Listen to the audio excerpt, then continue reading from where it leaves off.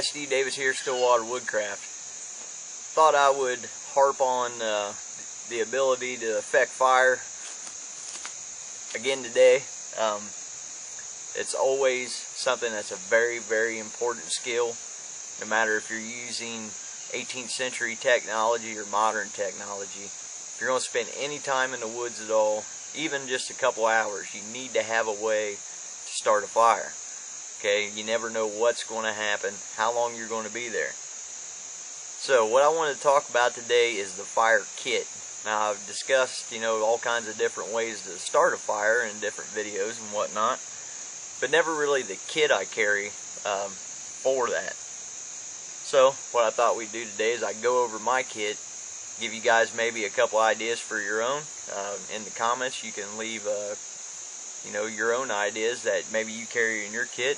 We can all share a little bit here. So my kit for my 18th century kit is basically a flint and steel set.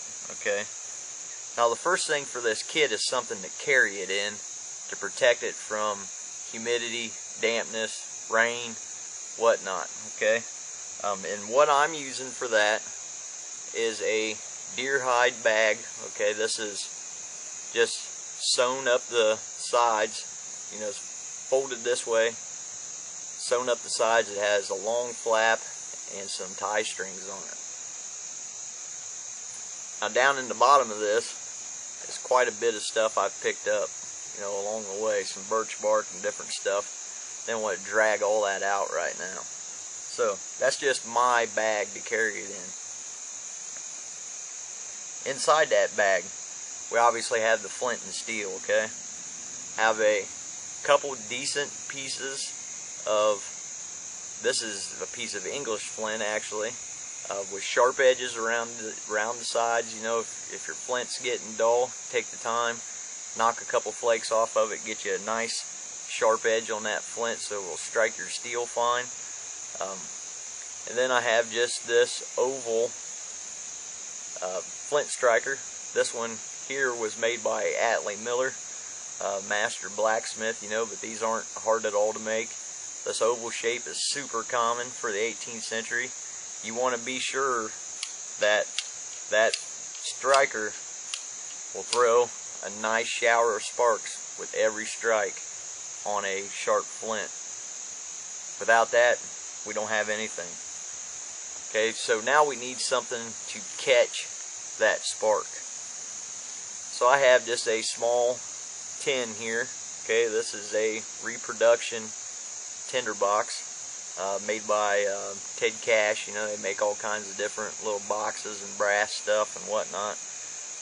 In my big kit that I carry in my two-strap haversack or knapsack, I have one of their tins in it that has the burning lens in the lid. Okay, now I carry that in that kit. I'll never stop carrying that tin. It was given to me by one of my best friends. It's actually more of a 19th century style tin, but in this smaller kit that I'm keeping in a haversack that I made specifically for carrying like on a couple hour to a day hunt in the woods, I picked up this iron one from Ted Cash. It works real good. It's got a hinged lid so you don't lose the lid. And inside here, okay, I just have char. What I have is charred punk wood. Okay, and there is a couple small pieces of char cloth in there. Now why I use punk wood instead of cloth generally is because you can find punk wood all over the place. It's really hard to find linen or cotton in the woods to char without having to get something off of yourself or carry cloth for charring. I think this is more of a sustainable method to do it. Okay, now notice this char was not made in this tin. This tin has never been in the fire. There's not a little hole poked in the top to let the air out or anything.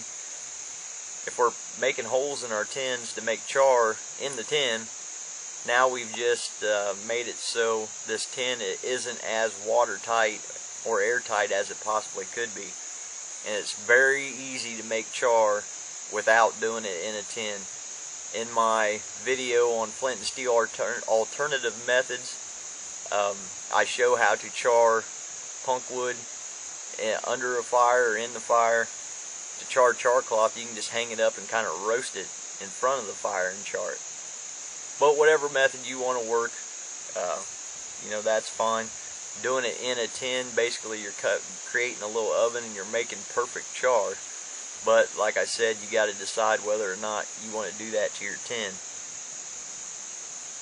And also with this method, once you get a good pile of char going on in this tin, you can just kind of keep adding little pieces of punk wood and stuff as you need to the tin. And when you use this set, you know, I use my char in the tin. I take my striker and I kind of set it down on the tin, take my flint, strike a spark into the tin. I got all this target area now. I catch a little piece of char on fire, I pull it out, put it in my tinder bundle, blow it to a flame.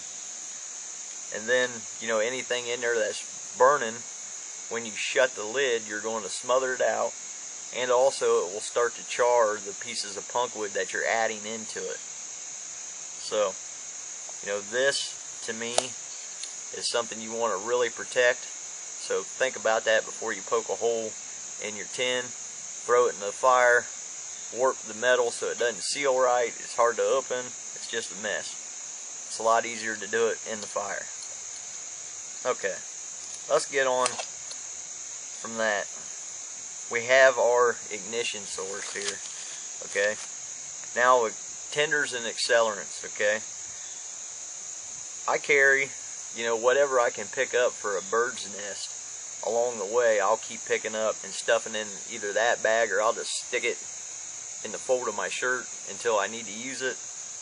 Shove it down in my bag, whatever. But continually be picking that stuff up.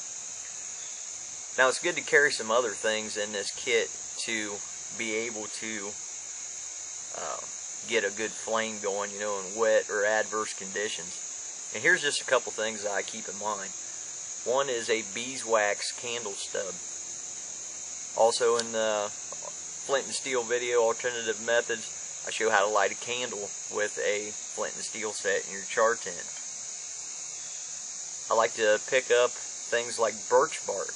Okay, now the oils in birch bark burn really well. It's really good for getting, you know, marginal things started.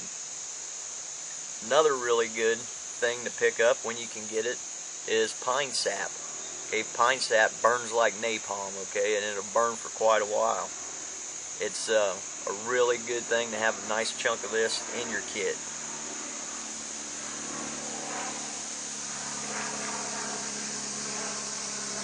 I also keep that rolled up in a piece of cloth so it doesn't get, you know, all sticky and nasty down in this bag.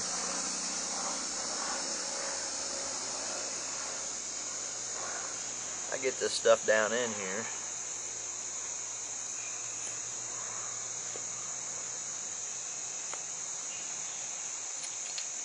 You'll see it's really a pretty small package.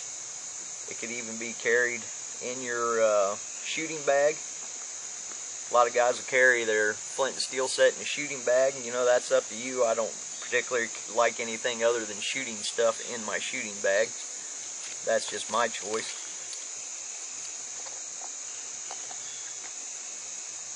You can get all that stuff down in this bag. Then I made this deep enough that my kit rides down to about here, but I have all this. So I can kind of compact that, fold this over. Actually, this bag is greased really well with a beeswax and tallow mixture, so it almost kind of starts to stick, which to me isn't a bad thing. Then I take these leather wings that are attached here to the flap, just roll it up and tie it. What that does is makes a pretty water resistant package, okay? None of this stuff's going to be waterproof. Some of these reproduction tins that you find, like the Hudson Bay tin that I have from Ted Cash also, are pretty watertight. Okay, this particular one here is not.